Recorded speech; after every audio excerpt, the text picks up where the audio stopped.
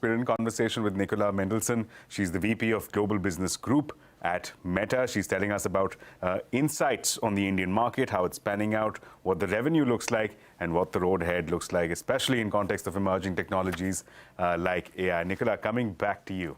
You mentioned your conversations with Flipkart. I have to ask you this question, that we are well and truly in the midst of the festive season here in India. Flipkart, of course, is central to that conversation. They're looking at big ticket interest from consumers. What about you? When you look at the expectations from the festive season here, from a consumer behavior standpoint, what are your expectations, your predictions? Yeah, look, I think it's a very exciting time to be here because, you feel the festive season everywhere, and certainly the businesses are really thinking about that. There's a few things I think I saw some survey results recently that were saying about over 85% of people here in India have actually discovered something that they discovered something, say, on Instagram related to the festive season and then went to purchase. So that's a huge number. Advertisers are aware of that. There's a trend that we're seeing here this year in particular, that the festive season is starting earlier and earlier. We saw also in a survey that less than 5% of people are actually going to buy something now immediately around Diwali. They're actually going to make their purchases a lot earlier. So the key advice here to advertisers is start early. If you haven't started or you're late, get going, get focused now, because your consumers are thinking about it. It's very top of mind across all different types of products. So go early, go early, go early. And I think it's going to be a really exciting Reels first, messaging first festive season this year. I think at a time when e-commerce is exploding onto the Indian context, I think that's one key word of advice that a lot of retailers will be watching for, to go early. Let's come back here as talking about the Indian market. I just wanted to understand from a broader Meta perspective, when you look at growth in India, what to your mind appear to be the key drivers? We've seen the first leg of growth driven largely by smartphone explosion. There is cheap data available here. India has a huge appetite for data consumption.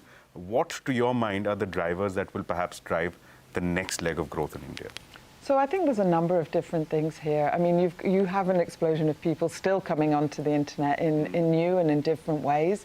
I think some of the things that we were just talking about when it comes to AI, when we start to see people having, AI assistants at the top of, first of all, Meta AI at the top of everything, I think that's going to empower people to be more productive, to be able to do new things that they hadn't expected to do so.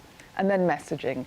I think messaging really is really exciting in terms of the ability for millions and millions of people to be able to talk to customers to businesses every single day.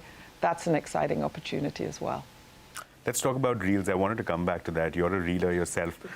Before we actually dive into the question as to how Reels is panning out for you in the Indian market, I just wanted to ask you, you've been here, second visit since the pandemic, 4 years since Reels. Any interesting handles that you follow here about content coming out of India? Oh, there's so many things. I mean, when I had an extraordinary moment last time I was here, where I ended up dancing with Ranveer Singh. I was not expecting that to happen.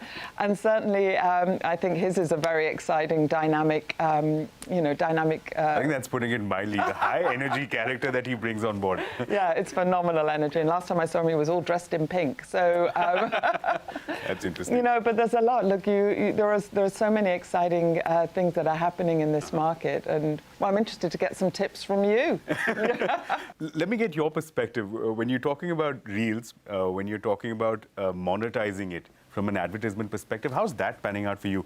That it's seen exponential success and exponential traction here in the Indian market, would be, to put it mildly. There's a huge amount of traction that it managed to gain in India. What about it from an advertisement perspective, from a revenue perspective? What is that looking like for you? And are there any concerns that you have? So we don't break out the different advertising products in terms of how we're doing from a revenue perspective. What we did share was that our Q2 earnings were very strong, and we were very proud of the results. And I think so much of that was actually driven as a result of the investments that we've made in AI, being able to make sure that we're listening to the needs of advertisers and then giving them the ability to really drive and enhance their performance. So feel really good about that. I think one of the changes that we're seeing with Reels is how much creative work also needs to be created when you're looking to activate and work with the AI as well. So we're seeing more and more businesses actually utilizing more and more creative, creating more reels, some with generative AI, a lot not, and a lot with creators as well. So I think those are some of the things that are changing as a result, as you say, of the explosion of people's enjoyment of the reels format. Let's talk about some headwinds now. When you're looking at advertisement revenue growth, we've talked about there being a lot of excitement here in the Indian market. A lot of factors which will perhaps act as tailwinds, which will give momentum to Meta. Any concerns? We're looking at uncertain times. We're looking at conflict in the Middle East. There's conflict in Europe. There are conversations being had in the Fed about whether or not and when to relax the rates. What does that mean for global markets? How would you look at these headwinds, these uncertain times? Yeah, look, I think you're right. I think we do live, since the days of the pandemic, in much more uncertain times from a geopolitical perspective.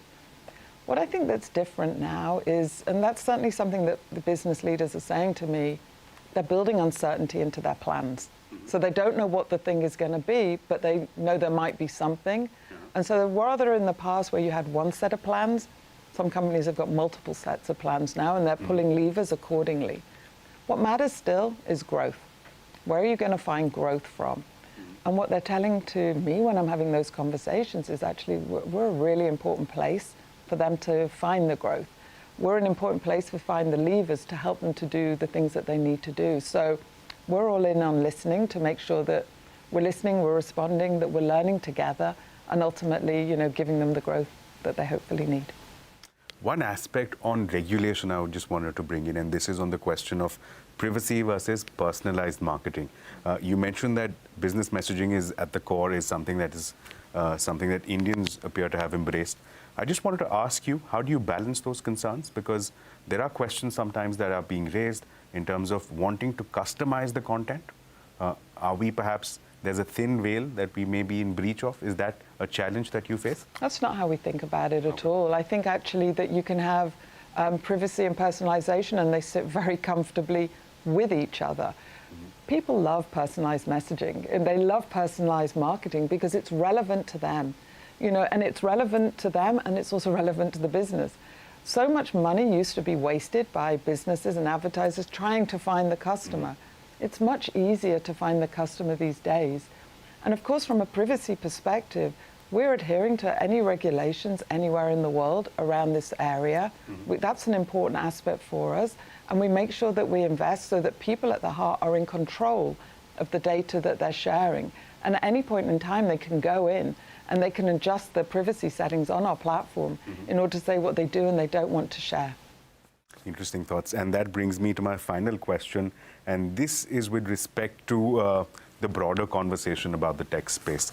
Over the last 6 months, people are talking about how there is some amount of stress on the tech companies that is raising question marks, reflecting sometimes even in stock prices. The question I want to ask you is this only a passing phenomena, or are there more structural questions, more systemic questions that you're beginning to see that perhaps need to be addressed by the industry?